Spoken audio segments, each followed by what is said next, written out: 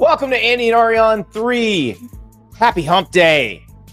We are taking on Ari's top 25, the post-spring, post-portal top 25, which is pretty different than mine. And definitely a different team at number one, and one that I think is probably going to be a fairly controversial choice. Penn State at number one. And Ari, we're going to get deep into that one. Already got Sailor Joe asking in the chat, how is Penn State number one when they're the same exact team as last year and all he did was swap out a tight end for a wide receiver? And even then, I would still take that tight end. We will discuss all of that. Because, Ari, you have some very solid reasoning behind the way you constructed your top 25, and I am excited for people to hear about it. Yeah, it's how many good players are on your team? So like that I didn't really have a very intense formula, but you know, the thing too is number we'll get into it. We'll get into it. Oh yeah. We get into it now. Sailor Joe's not considering the fact that being the same as a team that finished in the top 4 last year when everybody else lost more is not a bad thing. So and also was a drive away from the national title game. Sure. Yeah. I'll take the same as last year with a receiver who catches a lot of passes. Yeah, we'll talk about that, but we got to dig deep into that. Before we get started, I want to talk about something Colin Wilson said on the show when he was a guest. Colin Wilson from the Action Network. So we were talking about Arkansas.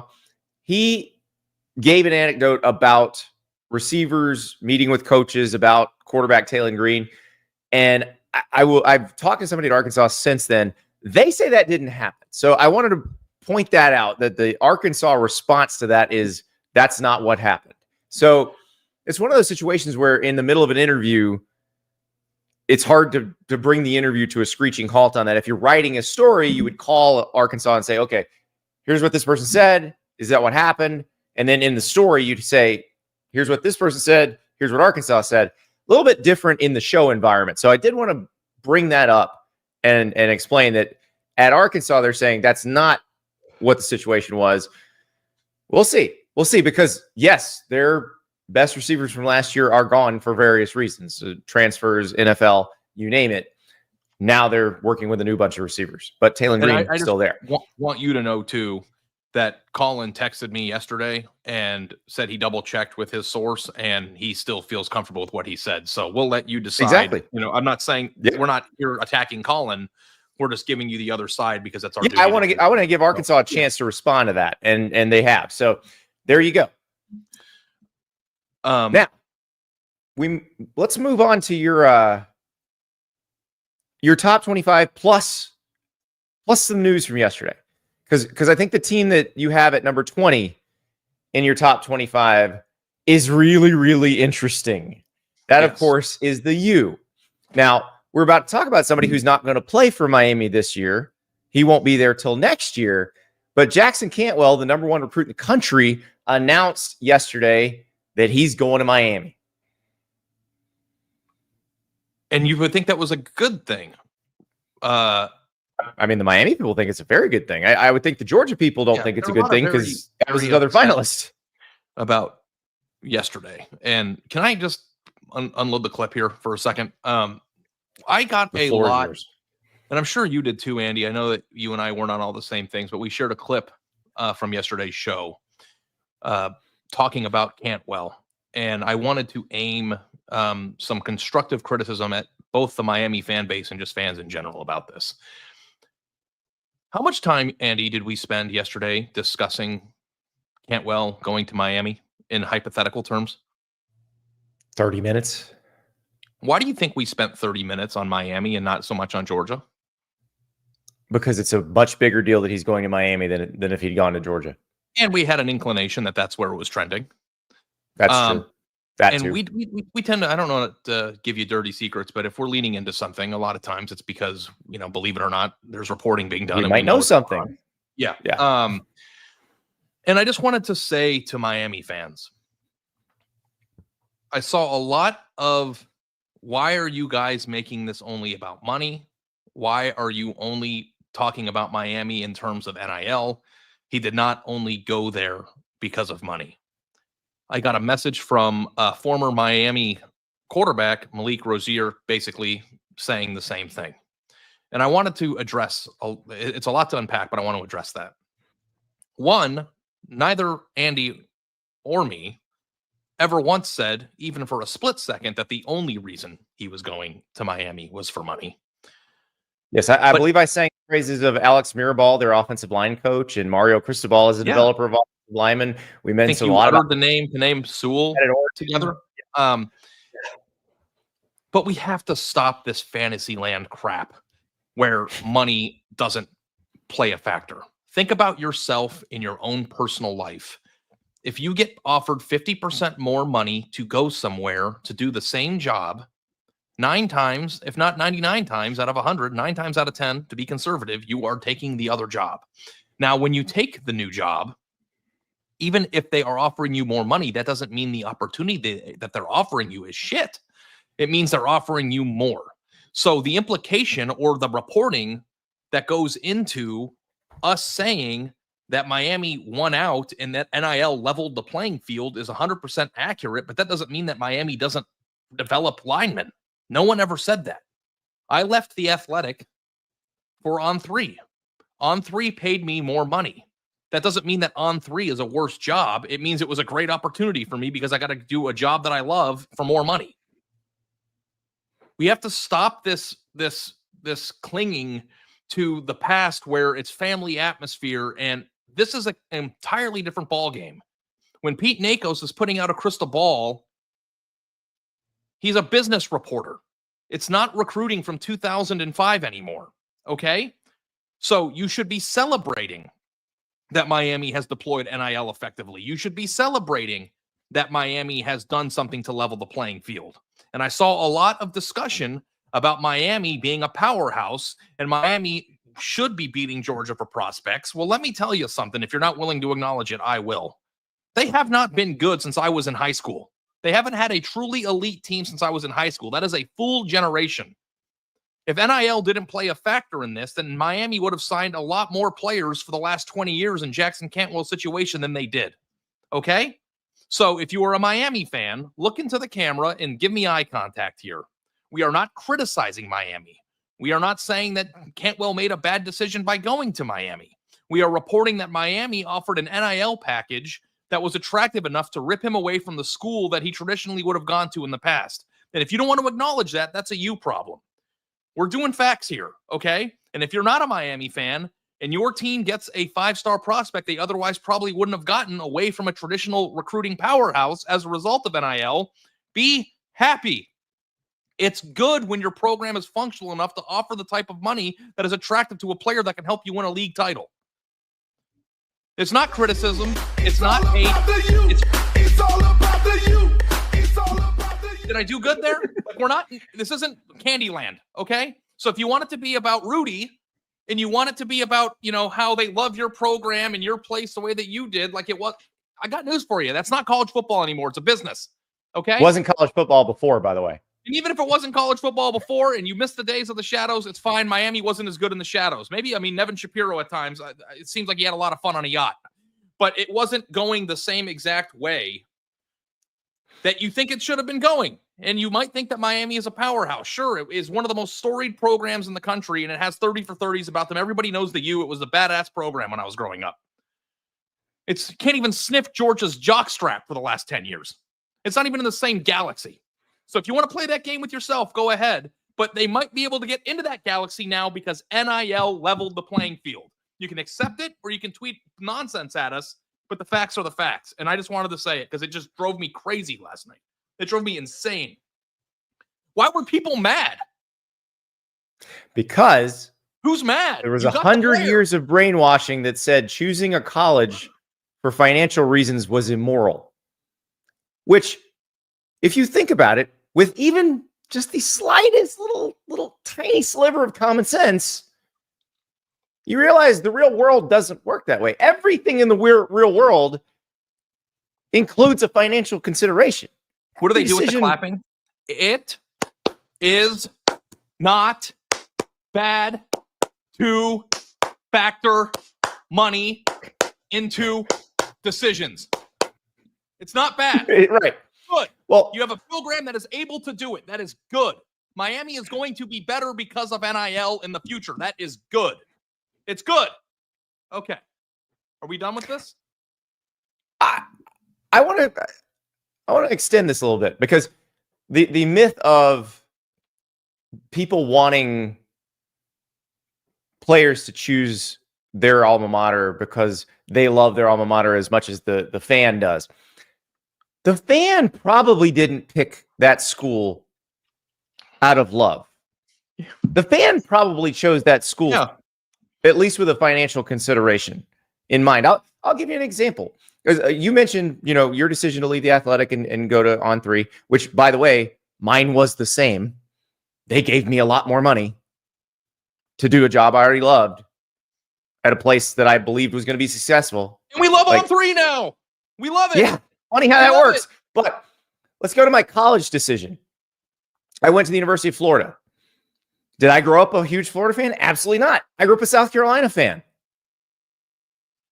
Florida, of the big three in the state, when I was growing up there, was my least favorite of the schools from a football standpoint. Why did I go to Florida, Ari? Because I applied to 6 schools. I got into all 6. 5 of them were going to charge me money. Florida was going to pay me to go there.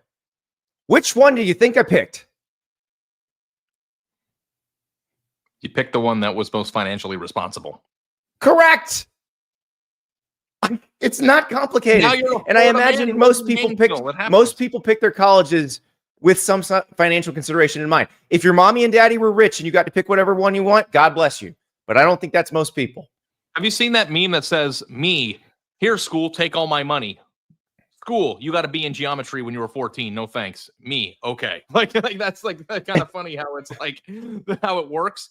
But like that's the other thing too. Like he might go to Miami when he otherwise in the past wouldn't have as a result of NIL considerations. He might go there, fall in love with it, and be the best Hurricane that you've ever seen. He's not even a transfer. Yeah. This is a high school kid who's going to spend hopefully 3 years of productive football there. How do you think he's going to feel about Miami when he walks across the stage in 4 years or 3 years as a first-round draft pick?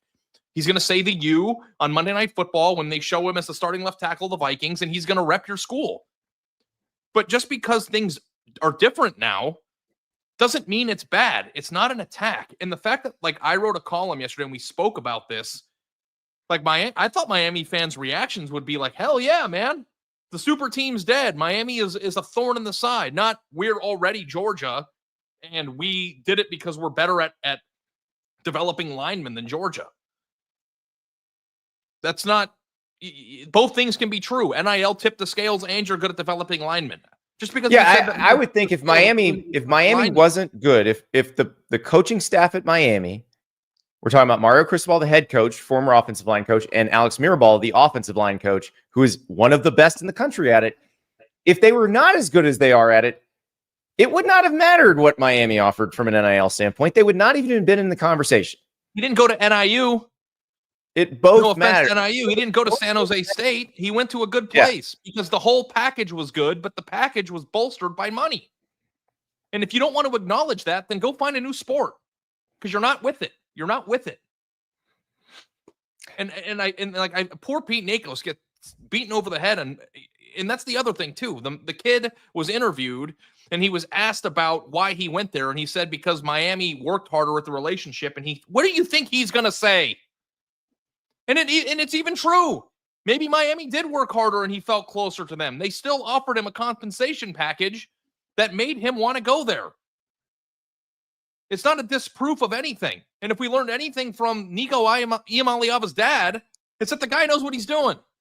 Okay? So it's not hard. Not Nico's dad, but Pete. No, not Nico's dad doesn't know what he's doing. Pete knows what he's doing.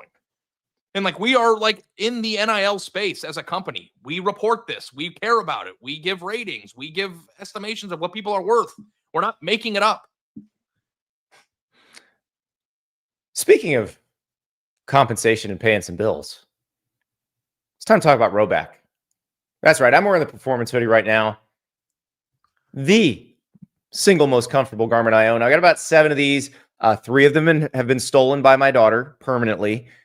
I'm telling you right now, when you order your Rhoback, when you order your performance hoodies, your joggers, your polos, get a couple of these because someone is going to steal one. But polos, Q-zips, joggers, t-shirts, shorts, they got it all.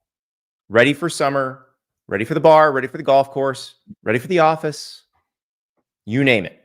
So go to rhoback.com. That's RHOBACK.com.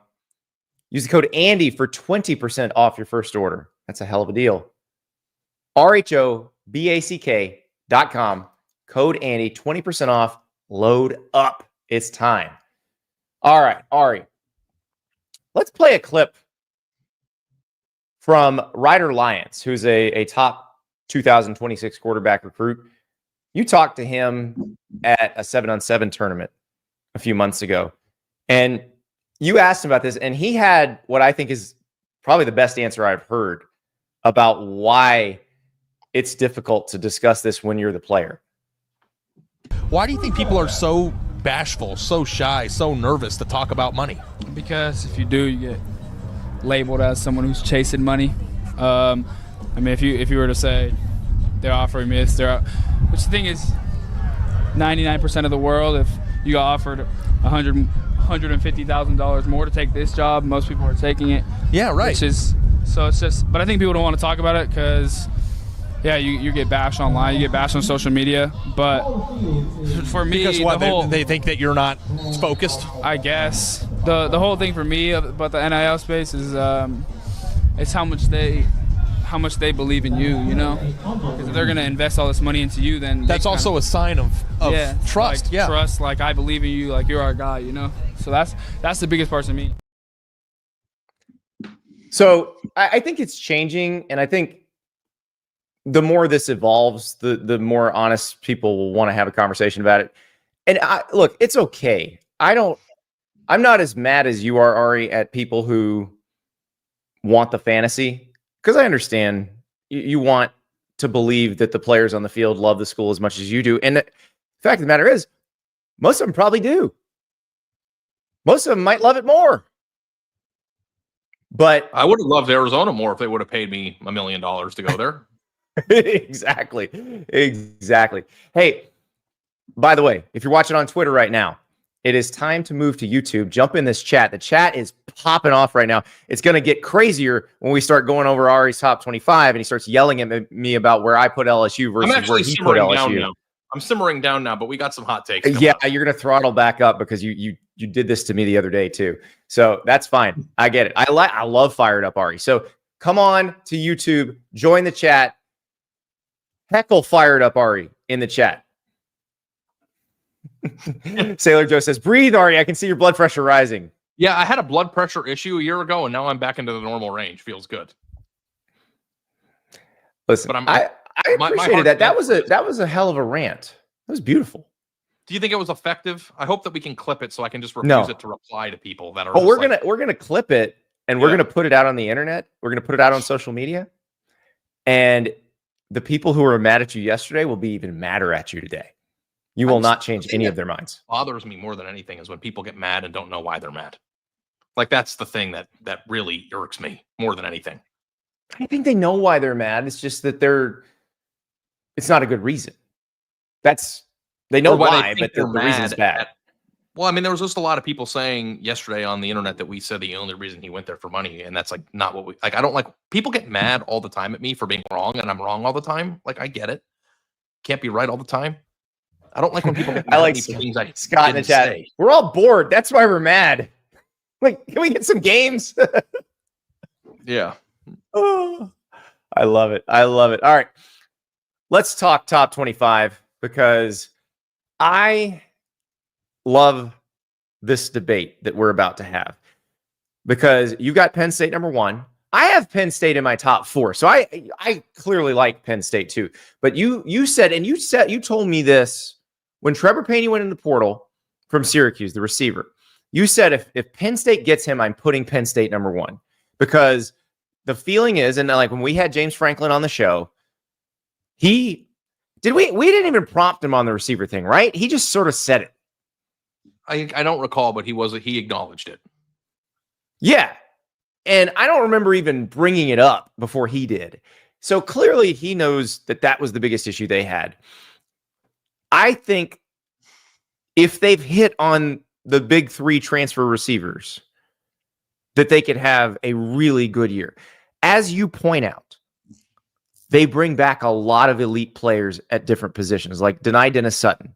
You lose Abdul Carter, but you bring back Denai Dennis-Sutton. Like most teams, when they lose a player the caliber of Abdul Carter, don't have somebody just waiting in the wings to just jump in. And Penn State's got that this year. Yeah, so like here's the thing. We kind of discussed this yesterday to a certain degree, but how many elite players do we estimate that you need on your roster to be good enough to win a national title? Like this is kind of like I think that this is a benchmark conversation that we should have before we dive into it, because like I think that number used to be somewhere between 12 and 15 during the Super League, Super Team, Super era. When you say elite, you're talking about like first or second round draft pick, or just a kind of all-American type college player. They're players first team all conference. Yeah, there's a lot of players on the Ohio States, Alabamas, and Georgias that were all American type players that didn't do much in the NFL. Like I don't mean that you've got to go be a Pro Bowler, but you are a productive, reliable, and explosive player. Do we think is it cut in half? Even if we don't want to say the number, did it go from 15 to 8? No, I think that's fair. It's hard because people are going to look at last year's Ohio State team and just point to that. We've been telling you the entire time that's the dinosaur that just got hit by the meteor. Like you're not going to be able to create that sort of team anymore for a lot of the reasons we just talked about. Like you can't stack talent like that. So I think you're right, Ari. I think it is dropped dramatically, which is why let's put your top 25 up there. I would not be shocked if any of the top 9 in your top 25 won the national title. Right. And also making a distinction between 1 and 2 is a hair, and the distinction between 3 and 7 is a hair. Like it used to be the drop off from 2 to 3 or 3 to 4 was massive. The drop off was from 4 to 5 was 2 different sports. And that's not, and I don't think the drop off from 1 to 5 is 2 different sports this year. Agreed. Drop off from 1 to 5. Penn State could lose to Oregon. That's what I'm saying. So and then I would say there are teams that you have between 10 and 20 that their talent level suggests they could be in this mix as well. We're just not sure about how it all comes together. If 19 beat 1 in week 5, it would not be shocking. No, Ole Miss. You got Ole Miss at 19. Yeah, and 18 is what I meant to say though, because Michigan would play them. But yes, either Ole Miss or any of the teams, but beneath Penn State beating them is not shocking. So the reason why I put Penn State number 1 is because it is a team that returns a large chunk of its roster last year that was already good enough to contend and push for a national championship appearance. And they did so in a game in which a receiver did not register a reception. That to me is one of the craziest stats. Such a mind-blowing stat in a national semifinal that they had the ball with 2 minutes to go and a chance to win the freaking game.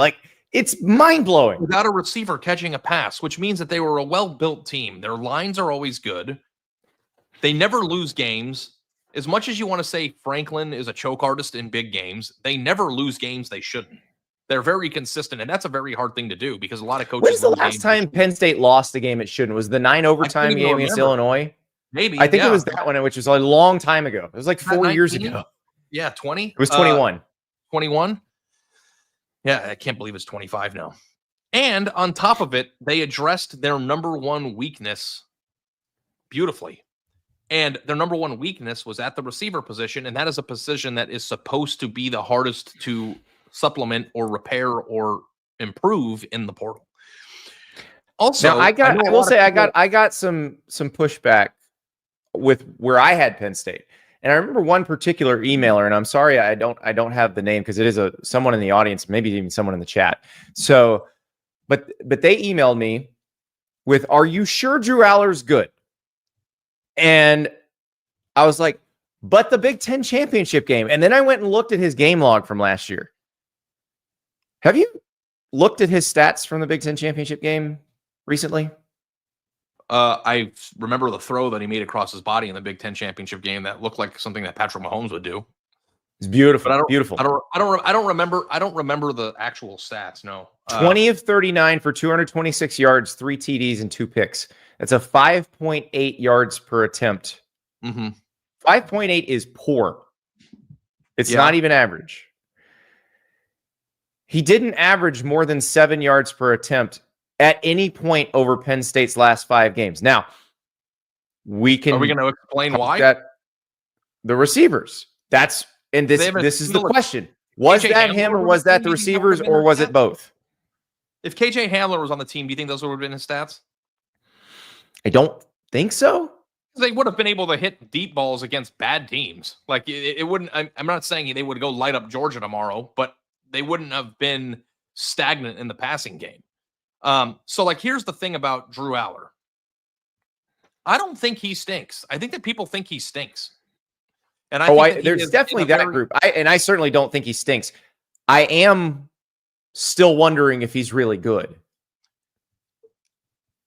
All I know is every single draft analyst has him as a top 5 pick for next year right now. Whether he plays into that or not remains to be seen, but I thought he was good enough last year, obviously, to put them on the doorstep of the national title game without any help from the receiving group. And if you want to say that he was aided by the running backs, guess what, guys? They're back. So like they're both. Yeah. So like, to me, if you have the best running back combination in college football, you have a quarterback that people believe will be a top 5 pick, whether or not you want to accept that or not, that's a fact. You have Luke Reynolds at tight end, who is not going to be nearly as good as Tyler Warren because no one is, but still is going to be a very proficient pass catcher, and I think he's going to blow people away this year. And then you add the 3 receivers that they brought in. Devontae Ross from Troy, who I believe was a leading receiver, and Kyron Hudson from USC, who was very explosive. And then Trevor Pena, the jewel of that, which is a productive innings eater, first down, stick mover. And that's the part, like, this is where I think you're right, especially in the Trevor Pena part. Right, especially in the Trevor Pena part. Because there was a comment in the chat earlier about, but they still had Tyler Warren. One scary person can be managed by a really good defense, but 2 people who can get open and you're cooking. 3 people who can get open and you've really got problems if you're the defense. Like, and I really do think Ohio State runs out at you. Like, if they just had Jeremiah Smith last year, it would have been difficult to defend. But you combine Jeremiah Smith, Emeka Egbuka, and Carnell Tate, and you can't do anything. So, and I also think that there's a planet out there where the addition of explosive offensive playmakers who can get open and make things easier for him puts him in a position to have his best year yet. Like, if you are, we're going to talk about number 3, I'm assuming, in Clemson. Like, Cade Klubnik has had a huge turnaround. And like, Drew Aller has the physical tools, and by the way, found himself as a runner in the second half of the last year. So I think their defense is going to be good. They did lose top 3 draft pick at defensive end and Abdul Carter, but again, you said they have denied that as Sutton. They've got Zakee Wheatley at safety, AJ Harris at corner, both running backs, Katron Allen and Nick Singleton, and they got Anai White and a defensive end from Texas A&M in the portal. They got Owen Waffle from Michigan. Anytime you get a Michigan defensive lineman, you probably feel pretty good about that, and a safety from Alabama. Like, they got guys coming in. They returned a lot, and they supplemented their roster very well in the portal. So, like, do I think they're going to go win the national title? No. Right now, probably wouldn't be my prediction. But at the same time, I think they're going to be in the playoff and a team that could do it. And I think that, and here's the other thing, too, when you're ranking teams in the offseason, I don't know, you have more self-control than me, but when On3 posts the graphic from the main account, do you go read what people are saying, or do you ignore it? I let it roll for several hours before I jump in. Okay. I look. I don't always respond, but I look and I read. I read the comments. People know that about me. And like, there's a lot of people who just, my buddy Bill Landis just texted me. They have the best offensive line in the country, which you might push back on because you think Notre Dame does. It's Notre Dame. Penn State's going to be really good this year. Like, and I know that people but it's not like I have Penn State at number 9 on that list. Like, Penn State's a top 3 group probably. Here's the thing that you'll have to acknowledge too. is I give zero weight in the offseason, none at narrative. Okay. So if you are a person who is James Franklin can't win the big game, they're going to blow it. Just know that when I'm putting together my rankings, I give zero thought into that. The same way I gave zero thought 2 years ago when people said that Sarkisian never won 10 games in a season, and I had Texas at number 2. They made the playoff that year. You want to know why? Because their roster is out in public information. You can look at who's got. They've got a lot of good players this year. And I think that Penn State, for the first time, in combination with the fact that the teams at the top aren't as deep as they used to be, and the fact that they might be deeper than they usually are, Penn State has risen to the top. So, will it play out that way? I don't know. Will James Franklin lose every top 5 matchup he has? I don't know. But guess what, Andy? It's my favorite line that I love to say on the show. Nothing happens for the first time until it happens. So, I don't know. Everybody wants to use last year as the metric for how we rank forward. I am constantly, everything I do, quarterback lists, projections, rankings, anything that has a list in the offseason is 1,000% aimed to project forward. I don't look back. I look at what a team has, and I look at what I think that team can do. And I think that Penn State can win the Big Ten this year. Fair enough? Absolutely fair. Absolutely fair. Let's move to your number 5, because you were yelling at me about this via text the other day, because I have LSU down at 15 and you have them at 5. And you're ready to believe in LSU as a playoff team. I'm saying I think they did well in the portal, but I need to see that the defense is better on the field before I can believe it. So what makes you believe? Well, first of all, a team this loaded from a talent perspective, who might actually have the best quarterback in the country. We don't talk about it because it's not as sexy as DJ Lagway and Lenore Sellers and Cade Klubnik and all the other names out there. But Garrett Nussmeier, in theory, could be the number 1 quarterback taken in next year's draft. No? That's definitely possible. And Garrett Nussmeier is coming off a good year. And we've seen several examples, specifically at LSU, of quarterbacks who had pretty good first years at starter and then jumped to amazing in year 2 as a starter. Yeah. And they did the thing that I thought that they were slow to do, which is go all in on the portal. So when you actually look pound for pound what LSU is from a physical standpoint in the recruiting aspect, they do really well. Brian Kelly has done a good job in keeping the Louisiana players home. They've recruited very well, and they've supplemented their roster in a way they have not done yet.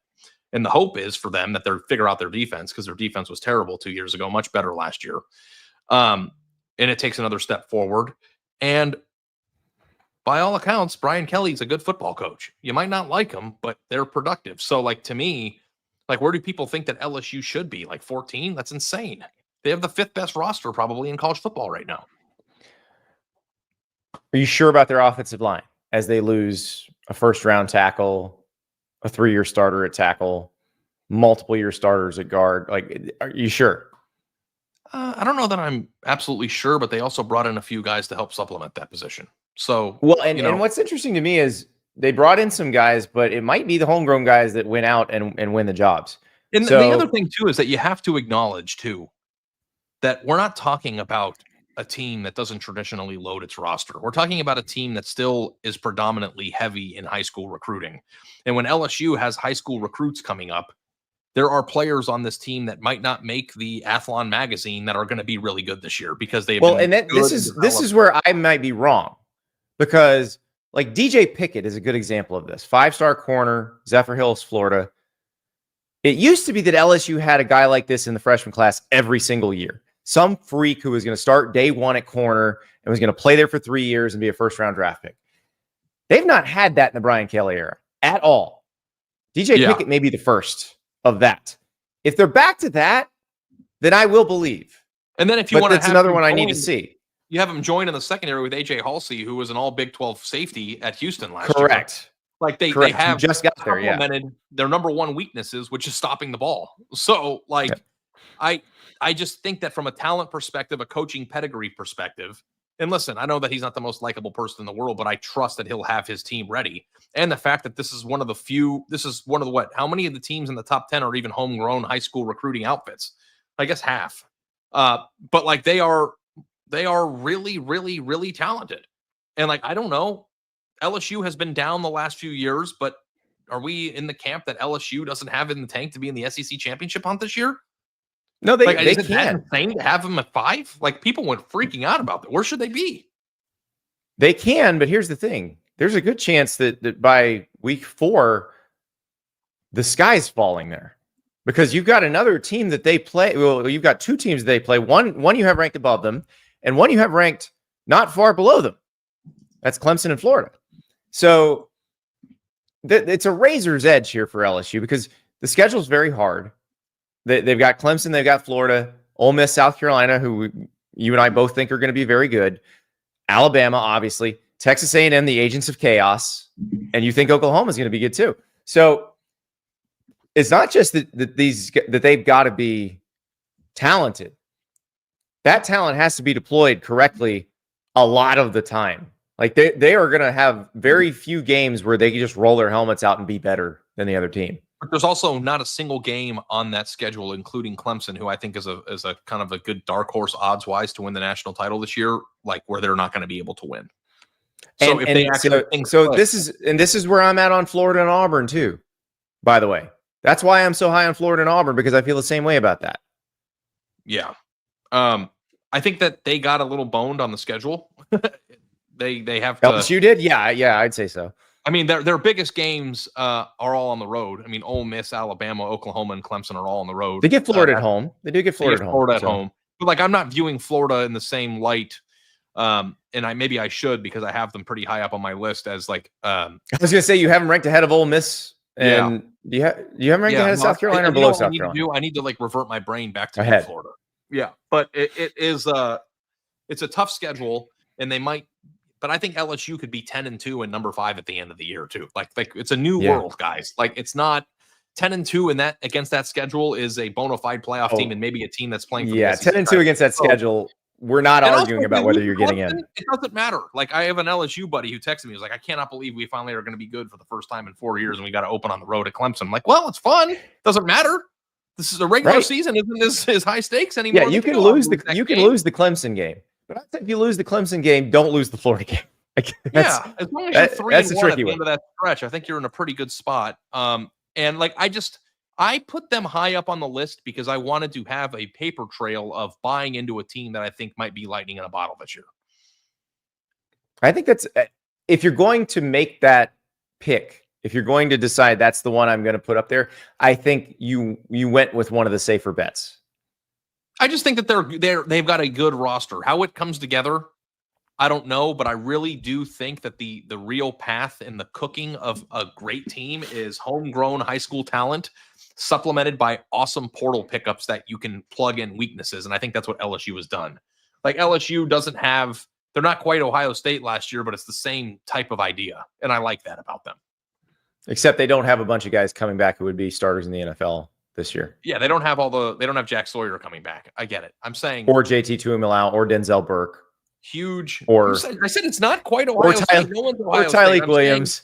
That they have. I could go on. Oh, by the way, can we have a 30-second off conversation about this too?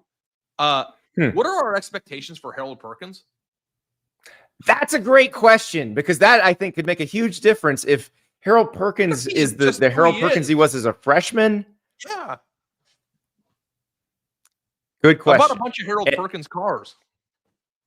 I'm excited to see what they do with him, because if they just make it see ball, get ball, he was a terror his freshman year. I thought he was the best player in college football potentially his freshman year. I don't know, like what happened, injury and miss. He got hurt last year, but they also were messing around with the role and weren't sure exactly how best to use him. I don't know. I think they've decided let him cook. I didn't go to medical school, but I would just be like, what did he do freshman year? Let's just do that again. Yeah, that part where he single-handedly won the Arkansas game, do that, please. Yeah. Bryce in the chat, Clemson over Ohio State is crazy. Ari, would you rather have a Clemson conversation or an Ohio State conversation first? We can do both. Let's just do both. We'll start with Clemson because they're ranked a spot ahead. By the way, I know that we're transparent with bets. I absolutely hammered Clemson to win the national title at 22-1. That is an insane number. Like that, and 22-1. It's huge for a team that feels like it has a realistic chance. It's huge for a team that is definitely going to make the playoffs. They're going to be sitting on a 22-1 ticket in December, and they're going to, depending on their path, right? You might have a pretty great hedging opportunity if they can get 2 wins on the postseason. They are really good on paper. This is the best Clemson has been on paper since like Trevor Lawrence was in school, right? Yes. Oh yeah, yeah. Probably since the team that made the national title game in 2019. They made the playoff in 2020. I'd say that the team that lost to Ohio State in 2020, probably about like that. Maybe like the 19 team. State in 2020 probably would have won the national championship a few of these past few years. So like that was a really good team.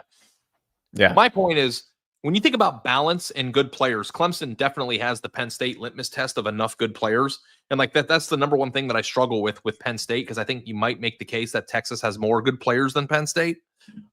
Texas, I think would be my pick to win the national title. So maybe I should have put them 1. I don't even know if we have to relitigate Texas. Everybody knows they're stacked everywhere. But if you look at Clemson, they have a really good player at basically every position. And their best position, their deepest position, their most explosive position, I think is the most important position to be explosive at, and that's defensive line. They have by far the best defensive line in the country.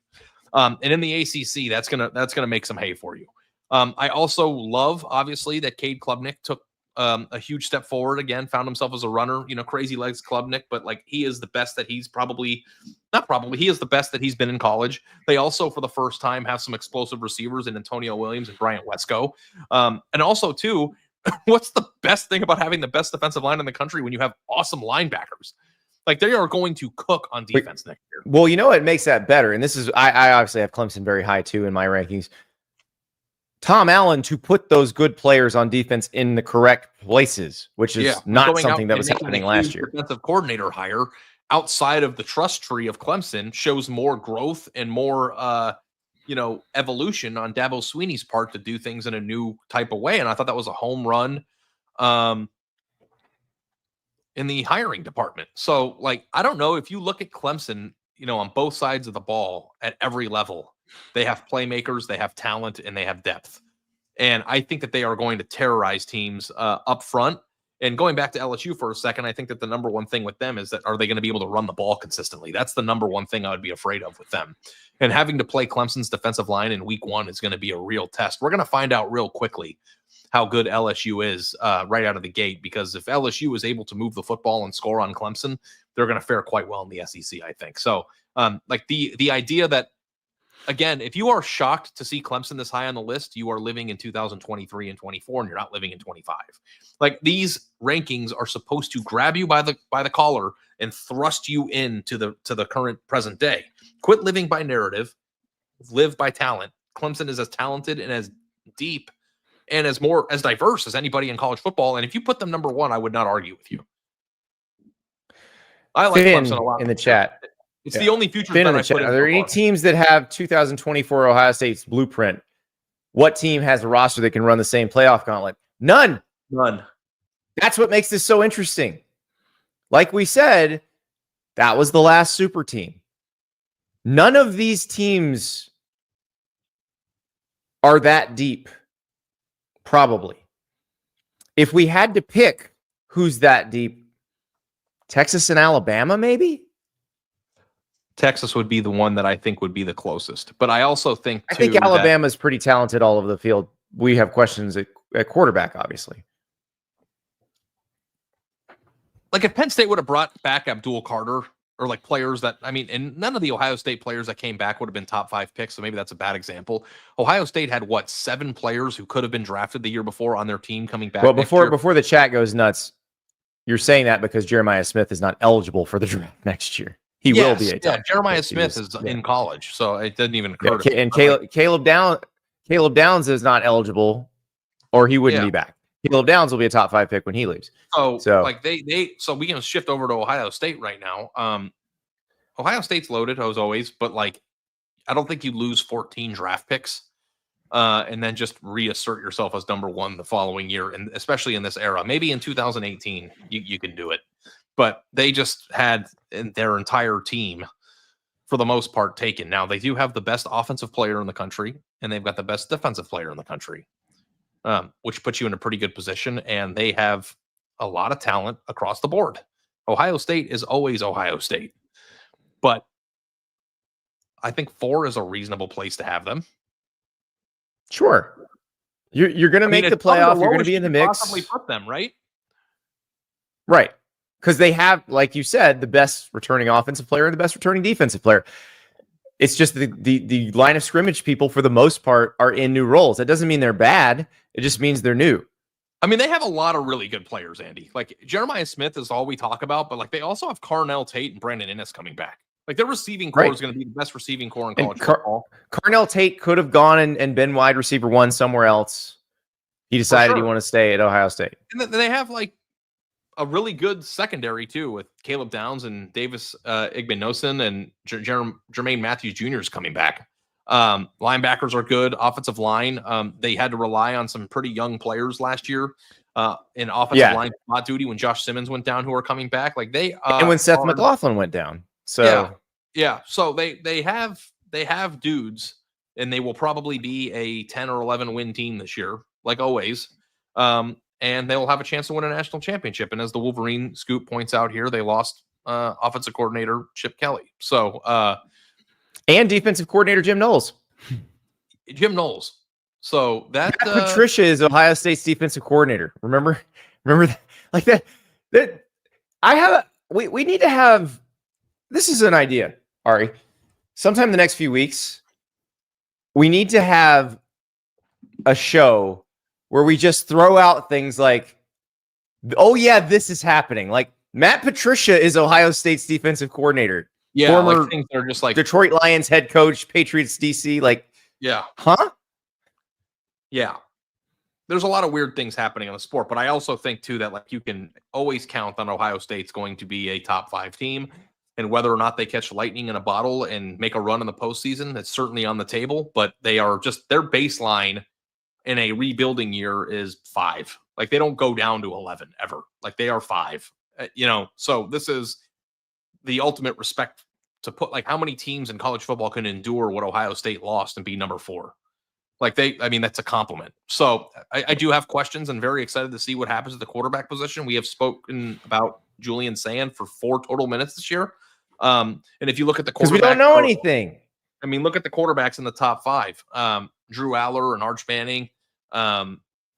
We have Cade Klubnik and Garrett Nussmeier, not to mention that the other quarterbacks that are on this list, between DJ Lagway and Lenore Sellers and other teams that are lower down on the rankings, like Ohio State, like Julian Sand was a 5-star player, and I saw him at the Elite 11, and he was dialed. Like he is a really good player who might be, and never left, would have been maybe Alabama starting quarterback this year, right? So like we'll see where they go, but I think that with some reasonable questions, while also respecting the talent and the 2 best players in college football, 4 is a very reasonable spot to have Ohio State. I want to move a little bit down the rankings into a conference that brings back a ton of good, productive veteran quarterbacks. I am fascinated by where you have the top teams in the Big 12. You have BYU as your highest ranked Big 12 team at number 12. You have defending champion Arizona State at number 13. Now, both of those are in the club of incredibly productive quarterbacks coming back. Jake Retzlaff for BYU, Sam Leavitt for Arizona State. Another member of that club is Texas Tech with Baron Morton, but Texas Tech also spending spree in the transfer portal where they're beating teams that the Texas Tech normally can't compete against for transfers. So you got those 3 in your top 16. How do you even parse what's going to happen in the Big 12? Because we always joke about our 3.5 point coin. Yeah, the best that I could. The Big 12 is a complete and utter abyss of insanity. Like, I don't know what's going to happen there. And if anybody acts like they know, then they're lying to you. I like that. And by the way, I don't know that Utah is going to win it all. Brett in the chat says Utah is going to win it all. Devin Dampier from New Mexico, the quarterback transfer, will be fun to watch. I don't hate Utah in the top 25. Like I gave it some consideration. Like I think that they are going to be back to Utah being Utah, and then you add in a sizzle reel of a quarterback. Have you gone back? I'm sure you have, obviously, but like watch these guys' highlights. This guy is a psychopath in the best, most beautiful way. How about if somebody like a quarterback comes out of the state of New Mexico for the second consecutive year and shakes up a league? Yeah, like Diego Pavia did in the SEC last year. I mean, he might make some mistakes, but he's going to throw the ball around and he's going to do some things. He's the epitome of no, yes, right? Like that's who he is.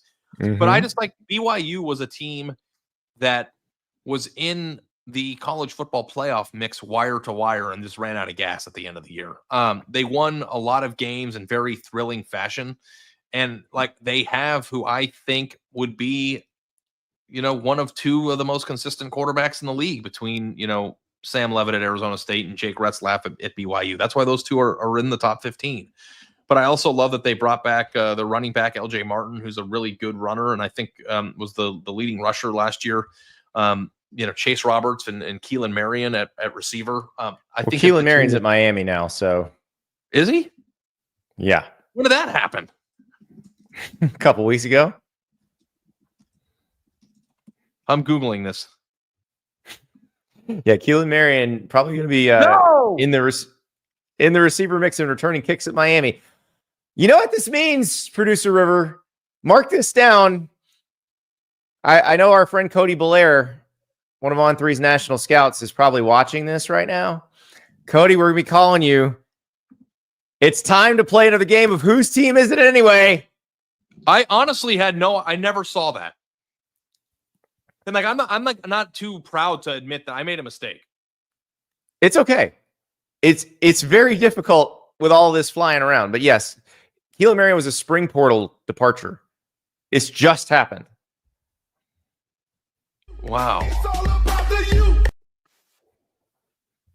Sorry. Well, we had a little Uncle Luke. Anyway, without him, that hurts a little bit. Maybe flop Arizona State and BYU. I think they're going to be very good. I'm worried about their offensive line. They lost 3 offensive linemen, unless that changed in the last 5 minutes. And it did not. Offensive line, I think, could use some depth. They brought some guys in the portal to help with that, and their linebackers are awesome.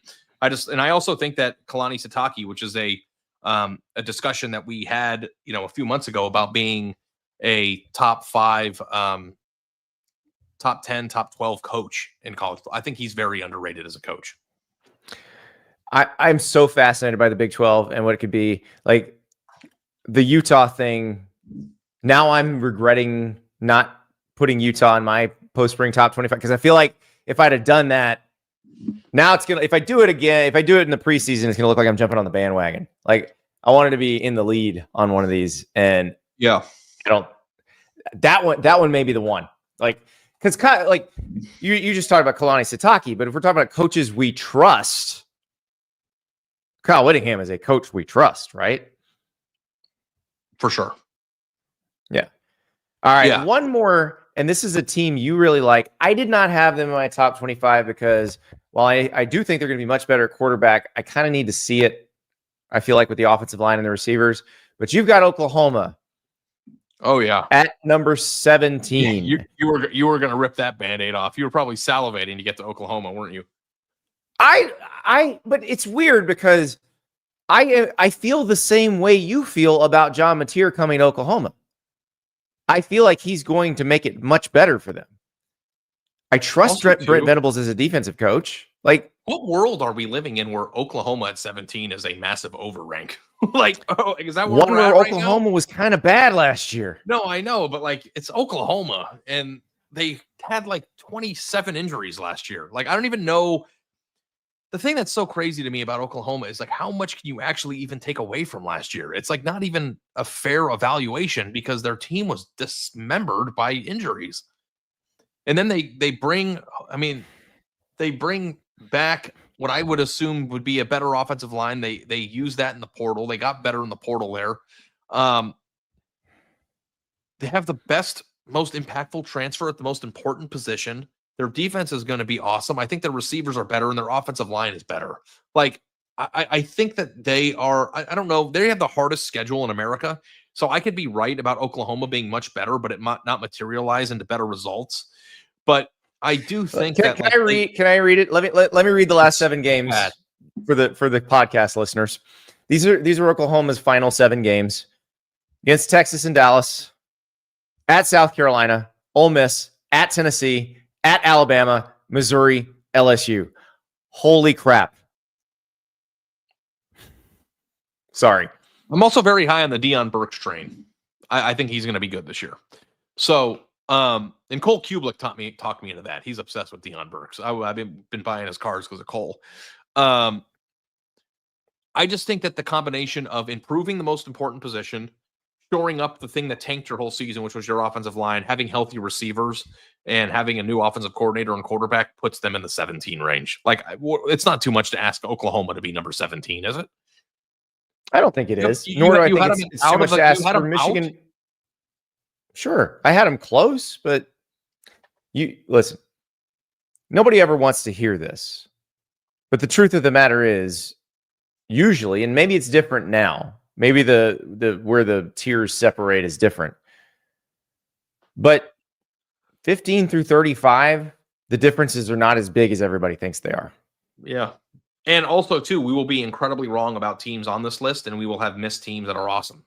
The same way we didn't have BYU in the top 15 last year at this time. And somebody earlier in the chat asked who in the top 10 is most likely to not finish ranked at all. Like Illinois, we're taking a chance here because you and I both have them in the top 10 because they bring back a ton. They won 10 games last year. The core of that team is back. We like Brett Bielema as a coach. But their schedule has some spots on it where if things start to go bad, like they don't wind up in there. Yeah. I mean, neither of us has Indiana in the top 25. There's a really good chance Indiana's a top 10 team again. Yeah. We, in the past, if you ranked a team in the top 10 at the beginning of the year, it seemed highly unlikely that a team would fall out of the top 25 completely. And I think that Illinois is probably the answer to that question just because it's the team that we're taking the biggest risk on. But I'm also on high alert for being wrong on Georgia or Alabama. I don't think both of them are going to be good this year. I think one of them is going to be like bad for their standard. I think not bad, period, but not what they want. 9-3, 8-4 type years potentially. I don't know which one it's going to be. I think that Georgia is a carbon copy of what they were a year ago. Did they get much better with their offensive skill? I know they've got really good running backs, but like, do they have a receiver that can pop off a defense now? Noah Thomas comes in from Texas A&M. You got Zachariah Branch coming in from USC. Now, the USC fans are going to say that Zach Branch did not. Zach Branch was a dynamic kick returner, but was not a super dynamic receiver at USC. Yeah, I mean, I think Noah Thomas was a pretty consistent producer for A&M. Yeah. I mean, Zach Branch is a sensational player. Like, he's the type of receiver that they just did not have last year. And like Dominic Lovett was pretty good. So Georgia's going to maul people and they're going to be Georgia, but like, I don't know. They don't scare me right now. They're not scary. They came into last year as scary because I don't think people were looking around. And then when they became who they were, it was kind of what their roster told you they were going to be. And I don't know if their roster screams national championship this year. But we'll see about that. Yeah. It's you don't make a lot of money betting against Georgia. So, and I'm very on high alert for Michigan. I wonder if they are overranked or underranked. It could be either of those two things. Like, it could turn out that Michigan's a top 10 team this year and we're just underranking them, or it's possible that they need another year before they're ready to compete at a high level.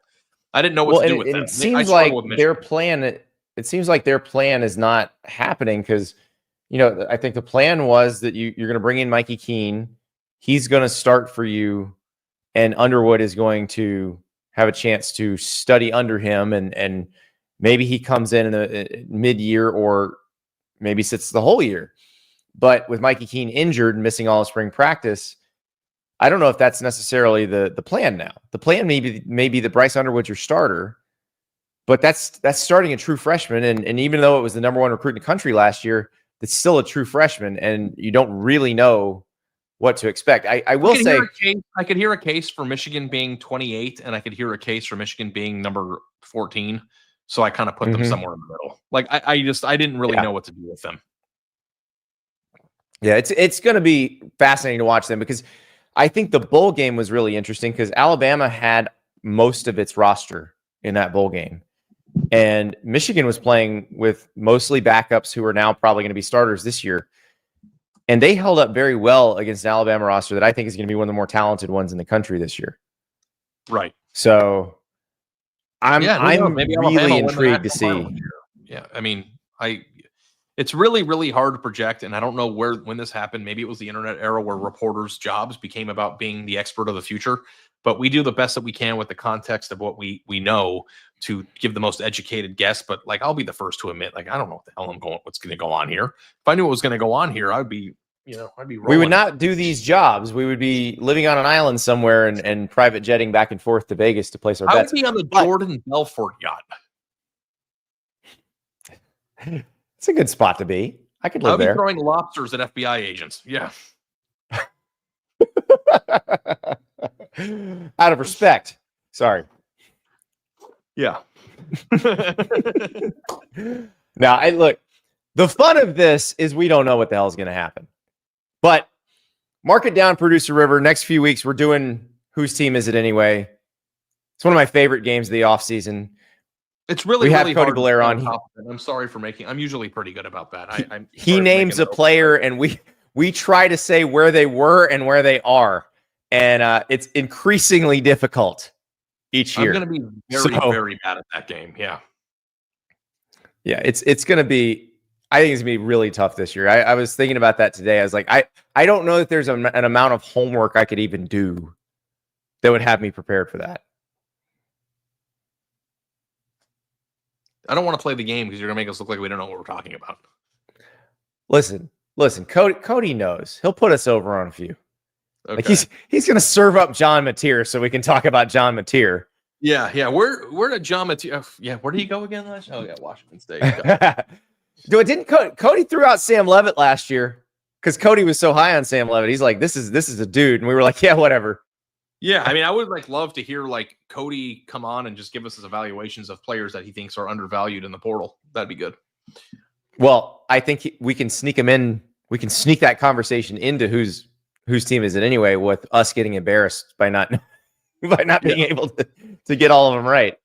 But and if you have me get a whiteboard, I won't forget this time. I think you will, but that's okay. But we should do that with the whiteboard where we write our answers and then present. I like it. I like it a lot. Sailor Joe with another one that, Cody will bring up. We'll know that one. Devin Dampier, New Mexico to Utah. Got that one. All right, Ari. Tomorrow, very interesting guest. Brennan Marion, former UNLV offensive coordinator, former Texas and Pitt receivers coach. First year as a head coach at Sacramento State. You know who his quarterback's going to be this year? Here's your whose team is it anyway question. Tell me. Why is it escaping me? Jaden Rashada. Oh, yeah. I knew it was somebody interesting. Yeah. All right. Before we go, though, we got some kickoff times for week 1. We love the kickoff times. So Thomas Castellanos, the new starting quarterback at Florida State, was upset because his team's going to be playing Bama in the afternoon in Tallahassee and not in prime time. The prime time game Saturday night, that week 1, is going to be LSU at Clemson. That's going to be the 7:30 p.m. Eastern time kickoff. That's going to be a fun one. So I guess we'll just start with Thursday night, Cincy at Nebraska from Kansas City. So a good first look at Dylan, the 2025 version of Dylan Raiola. Friday night, we got a fun one. Georgia Tech at Colorado, 8 p.m. Friday night. Also that night is going to be Baylor and Auburn. I don't know that we have an exact kickoff time on that yet. Saturday, August 30th at noon, Syracuse, Tennessee from Atlanta. Alabama at Florida State from Tallahassee at 3:30. LSU at Clemson, 7:30. Sunday night, Sunday afternoon, South Carolina, Virginia Tech. Sunday night, Notre Dame at Miami. And then, of course, Labor Day, TCU at North Carolina in Bill Belichick's debut as a college coach. Oh, we got some games, man. Oh, yeah. Okay. Notable by its absence here is Texas, Ohio State, which is going to be broadcast on Fox. They have announced that yet. They have announced that. They announced noon, then evidence of that announcement went away. I still suspect that's going to be noon. The Ohio State fans are freaking out about it. They hate it. They want their AD, Ross Bjork, to do something about it. I'm not sure there's anything he can do about it. But I do think conversations may continue, and then ultimately Fox will be like, no, we want that game at noon, and it'll play at noon. It'll be good for the schedule, though. Pop in Friday night. Columbus will, I'll take you through the Ari tour of the Short North, all my old Tinder date spots. We'll cover the game, and then we have a beautiful buffet of football to cover after that. And then hell of a Saturday night show. Andy, I know that it's been a while since we've been on the road, covering a game together, but buddy, we're in mid-May right now. We're right around the corner. We are not far. I was kind of afraid of the offseason. I was like, how are we going to do a show every day for 6 months without any football? And we're humming right now. We're humming. Thanks, Nico. Thank you, Nico. We couldn't have done it without you. We appreciate it. Tomorrow, Brennan Mayer on the show. We'll see how everybody reacts to Ari's rant. I'm fascinated when that hits social media to see what the reaction to that will be. Because it's a hell of a rant. It's a beautiful thing. You all saw it. We'll talk to you tomorrow.